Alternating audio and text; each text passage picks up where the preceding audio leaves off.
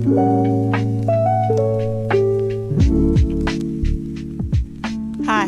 welcome to my channel.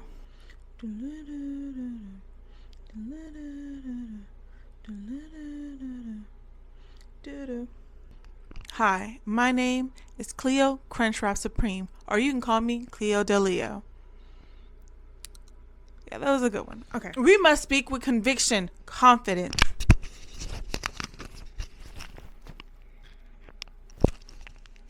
and to be able to laugh at our mistakes.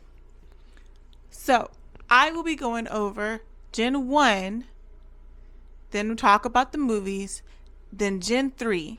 I have yet to see Gen 3. I was raised on Gen 1. Alright? I have not seen it, so me watching it for the first time will be your genuine, authentic,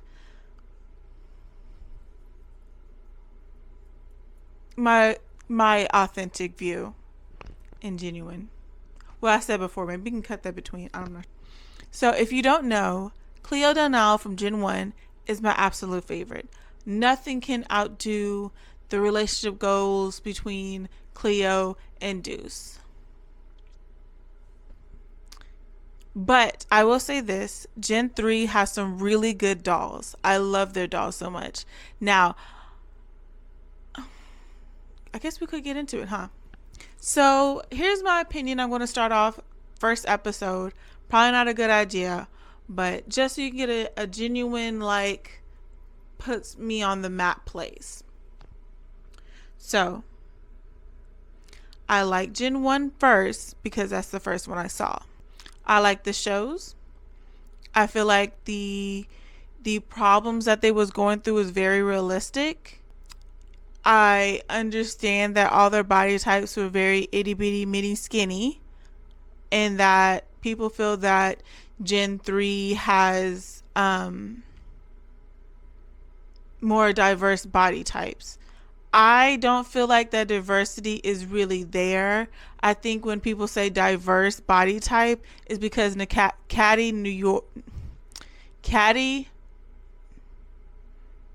Caddy, I just call her by her first name, you know. It's not like she's older than me or anything. So Caddy, because Caddy has a bigger body type, which I love. I didn't have Caddy the first time, and the only dolls I have so far from Gen 3 is 5 Cleos, a Frankie, and a Deuce. So you see how, like, you see where it is. I did have a lot of Gen 1 dolls to begin with, and I'm not going to get into it. But I feel like the reason why a lot of doll brands do not do the body, like a whole bunch of different body types, is because I feel like a lot of the times, if you're not collecting them and having to dust them every 2 months, then you're playing with them, you're changing out their clothes, or you're doing like a body modification. I feel like there's 3 types of Monster High doll people, and then there's the 4th dirty one, which is the people that drive up the doll market by buying a bunch of them and then selling. I do like the Gen 3 bodies, and like I said, if you're the type that has a bunch of dolls and you like to make different personalities for them, because that's what I play with my dolls, and then I do like little small customs on them to make them a little bit more personal. And like, if this doll was by the personality that I made for them, what would they look like? What would they dress like? I am very much so into story building, and that's why I like Gen 1 more. Again, I have not seen Gen 3, right? And here we go. I'm going to say this too. I understand why Gen 1 didn't have a lot of LGBTQ characters on the market. So says it's canon, right? They don't have any of those. But I feel like because they kind of have more of a, in the eyes of a good Christian woman, a satanic panic kind of thing attached to them. And I think that's why they didn't also put LGBT, because I feel like a lot of people had parents that was like, I'm not buying that for you. Look at those dolls. Those are not normal. Okay, what else? But I also feel like that's why they didn't want to put 2 hats on it, if you get what I'm saying. I do love that they put that representation in there, but from what some of the clips because I have seen some of the clips of it, and I feel like a lot of their personality was kind of robbed from them a little bit, because I feel like it's made for younger generation, because they're like, well, these are the people who buy dolls. Bullshit. I know that's not true. I'm sorry. If you had to like legit make a list of who buys the most, or who gets the most dolls, it's probably going to be people my age, right? People who either customize them, collect them, or actually play with them. And then you have little girls or younger girls that buy them too. But y'all should let me be a Stanky fan for a while, okay? Not a stan. Okay, maybe a stan, because I'm getting upset about it. So let me be a Stanky stan a little bit and complain that I love that they have representation. I understand it's supposed to be a reboot, because I mean, we all can't sit there and watch My Little Pony from the 80s and 90s. I get it, okay? But I feel like with how recent it is. Okay, I'm sorry. I don't know why I'm yelling. I'm sorry. Understand that there's real world things happening, like haters and like conflict and like relationship stuff, like real high school type shit, you know what I'm saying? Like, I mean, we're all not going to, boo York for whatever reason. I feel like it has some solid stuff there, and that it could help a little bit more reaching out to the kids, you know what I'm saying? Like, I know it's for a younger generation, but I feel like a lot of the stuff, since it's out of high school and kids eat this shit up, I feel like there should be some stuff where you're learning kind of a lesson too. That would have been really nice. That's what I would have did, because I would have put in a whole lot of stuff. Like, you should hear my like mental fanfic, because I have ADD and I don't like writing shit down. You know how long it took me to make this? There's not even a back to it. This is just one. It took me 3 whole days, and this is just first episode. The show was like 10 minutes. I'm not gonna get into it. Let's start with episode 1. I never even wrote down episode 2, the one with Gulia, which I like I said, I've never seen Gen 3, but I feel like there's not a lot of Cleo and Gulia being friends thing. Like, I really enjoyed that. I know a lot of people compare it to Jennifer's Body, about popular girl with the weird kid, but like, Cleo's smart too, right? She's not stupid. She's not an airhead type of girl. She's smart, right? And she likes fashion, but she's not the type of person that thinks she's going to tell you that she thinks she's better than you, but she can back that shit up. The things that she, like her being a real person, and just because she's hot does not mean that she don't have feelings. Because I feel like a lot of people attack Cleo because of that, because they feel like she's not a real type character. But she has to have a skin of steel, because Gen 1, we're only talking about Gen 1. I haven't seen Gen 3. Because she has a lot of haters. Because, when she goes home, I mean, her life isn't like the worst, but she doesn't get that comfort at home. And she has to protect herself when she's out in public. Like, do you know how scary it is to be like an Egyptian mummy? And so you can understand how scary it would be to be a mummy in the world. Like, it's not gonna be fun. Like, no one kills a vampire and start rubbing their hands together like it's Popeye's chicken. Like, I'm just saying, I feel like Cleo does not get enough like rep as she should. So we start with the Jaundice brother episode, right? So we're with the girls, the Fabulous 5, but this one, is minus Cleo, right? Because she was not supposed to be in the top 5, because they felt like, well, in recent memory, ain't nobody gonna know Phantom of the Opera. But I feel like if you was my age, you have some kind of resemblance of that movie, the Disney movie, where it was in a movie theater. If you don't know what I'm talking about, don't worry about it. Ask your older cousins or something. So they didn't have operetta as the top 5. So they had Cleo. And I'm glad they made that decision, because Brendan Fraser worked too hard for y'all to It's about me now. It's about what I want. The radio announces that The Jaundice brothers can be coming to your school. Tell us why you deserve it. Frankie was like, oh, hell yeah. No, she didn't say that. But if she did.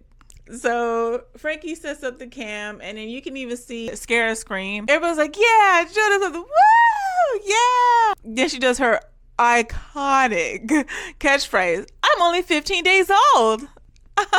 Next we have Claudine's hating ass. I'm sorry she's a hater, but I think the only way she can hate a person, excluding Toralei, is if you had a thing with her brother. And I feel my brain keeps telling me, for the safety of it all, that's why she doesn't like Cleo, because before Deuce and Cleo was dating, that Cleo was dating Claude, her brother, for like a really short time, and they like mutually broke up. So Claudina's like, yeah, Jaundice brothers, please come to our dance. It's about to be the homecoming dance, you guys. Just don't come out here, you know, when it's a full moon, because my clothes ain't the only thing that's fierce.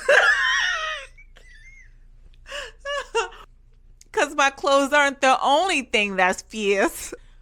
Because my clothes ain't the only thing that... So Jack is over here kicking the crud out of Claudine, as she should. And she's like, yeah, Jaundice brothers rules. Next up is my girl Gulia, because she has some nice clothes. I ain't gonna lie, her shit go hard. And so Gulia's like, wait, what did I write down? So Gulia said some real profound ass shit, and I was like, yeah, she's my girl. I love Laguna's character in Gen 1. So she's a solid character. She's a girl that has hobbies. She has friends outside of the main core group, right? I know that Gulia, she hangs out with like the zombie people and her boyfriend. I like Laguna. I like Laguna from Gen 1. I feel like she's always like, look, Gil, I'll leave you where I found you, but you gotta commit to me for real, for real. You ain't about to have me out here. She's not so stuck on her boy. You know what I'm saying? But when he's doing stuff that's affecting her, of course she's gonna, you know, that's gonna affect her. But like, she's not thinking about him. But I like that Deuce is very supportive of Cleo, because sometimes there's a lot of shows that will promote really unhealthy things in relationships, and then people will like really gravitate towards that. So whenever I found out that not only in the movie, the live action, but the cartoon, is that they broke Cleo and Deuce up. And then they tried to make Claudine and Deuce a thing. And to me, it gave me the absolute ick. But it's just not right. Just not. So I was just like, why would y'all even do that? Like, Cleo was just being Cleo. Like, why are y'all trying to take that away from her? I think that's what really pissed me off, because she's a diva, she's a queen. But I feel like a lot of people don't like Cleo because they feel like Cleo reminds them of somebody that bullied them. But them bitches got, like, they're not secure like Cleo is. Cleo is secure and confident, and some people are just narcissists and faking it. Let me get to it. Here comes Laguna, one of my favorite characters, right? Then the one, the only, Cleo and Deuce shows up. Thank God. So Cleo and her Deuce appears. That's exactly what I wrote. Sorry, I wrote exactly the one and only Queen Cleo and her Deuce appears. And then peep hating ass Claudine's face in the back. They're only able to get their names out. They didn't get to have a intro like the others. Claudine with the hateration and this holleration. Don't need no hateration, holleration in this dancery. That's what it is. The next day, the ghouls are gathered around. Man, I sure hope those brothers come to our homecoming. So they're all freaking out. Frankie accidentally knocks over her radio because she's only 16 days. I'm so sorry. It's been a long day for her. It's only 16. And they hear the doors open. Look at Laguna's face, though. I love it because it makes her look like a predator. And I'm not gonna lie, Guya's face is kind of funny, but not as good as Laguna's. Like it gave you that. Oh, that's a barracuda. We got to go. The door opens. The ghouls look over and see the silhouettes of the Jaundice brothers. You guys ready to rock? And so they enjoy. I didn't even finish it. I said, we're done here. There's nothing on the back. I told you that's as long as I got, as far as I got. I said the girls look over to see the silhouettes of the Jaundice brothers. I said, we're done here. So that's my first recording. I hope it goes well. I really wanted to get this out. I didn't do hair, makeup. I just put this on. I don't even know what I look like. I probably need to sit upright, and I'm pretty sure my feet are asleep. But this is how I comfortably sit. So